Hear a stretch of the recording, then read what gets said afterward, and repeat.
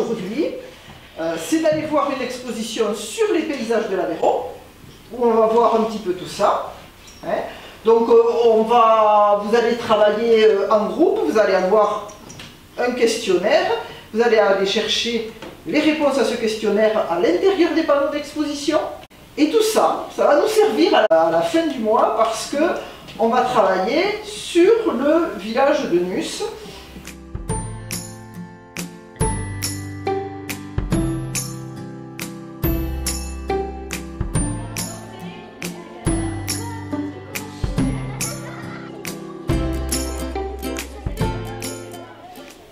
Sur quelle entité est située Baladi? Tout le monde a trouvé?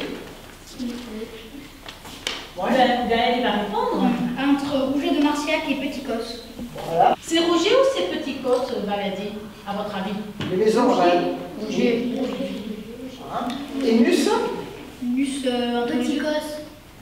Parce que Vous avez écrit sur votre feuille quelle est la roche qui caractérise les côtes? Oui, Dylan, qu'est-ce que tu as écrit? La roche calcaire. Vous êtes d'accord, les enfants? Oui. Qu'est-ce qu'on cultivait sur les terrasses? Alors, dans le mot terrasse, il fallait comprendre par terrasse des endroits qui étaient bâtis pour pouvoir cultiver dans la pente.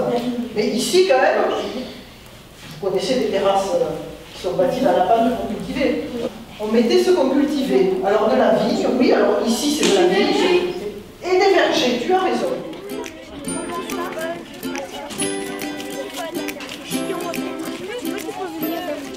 Donc ici, est-ce qu'on est dans le village? Alors où donc s'arrête notre village? On voit pour l'instant que la limite du village, c'est la limite de la partie plate. C'est un mot qu'on a trouvé il y a 15 jours quand je suis venue dans l'exposition. On avait dit qu'un paysage comme ça, en relief, qui était en partie plat et puis qui descendait, ça portait un nom. Un plateau? Un plateau. Donc Nusse, est-ce que vous pensez que toutes les maisons qui sont aujourd'hui des maisons, elles ont toujours été des maisons?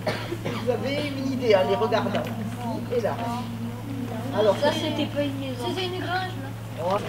on a des maisons, on a des bergeries et on a d'anciennes bergeries et granges transformées en maisons. Même si elle était en pierre, la maison, elle était crépie et pas la grange. Et donc c'est l'exemple qu'on a ici. Alors, on a une rue, des maisons anciennes et on a aussi des granges. Tout ça dans ce même quartier. Vous êtes d'accord? Un endroit qui s'appelle l'église. Ben voilà. Donc tout à l'heure on a vu une route, on a vu une rue, on a vu un passage. Et là on est... Alors une place, c'est un endroit où on a de l'espace, on peut s'asseoir sur un banc, on peut jouer aux boules, ça dépend. Une place, c'est aussi un espace où on peut faire autre chose que circuler.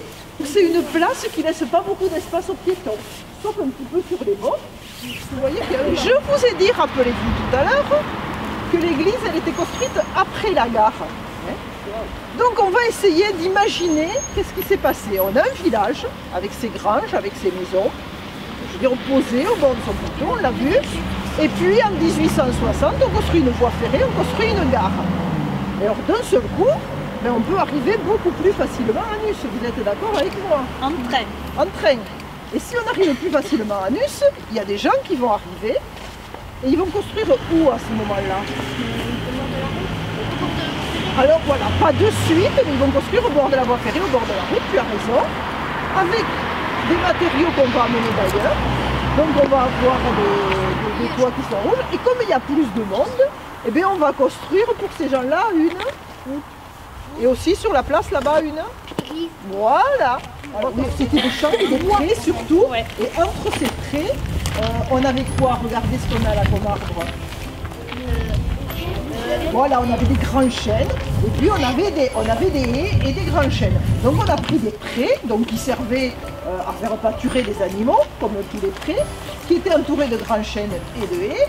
Et donc comme les gens voulaient habiter à Nusse et voulaient construire, je veux dire, on l'a divisé en parcelles, et sur ces parcelles, on a construit des maisons. C'est ça, un lotissement.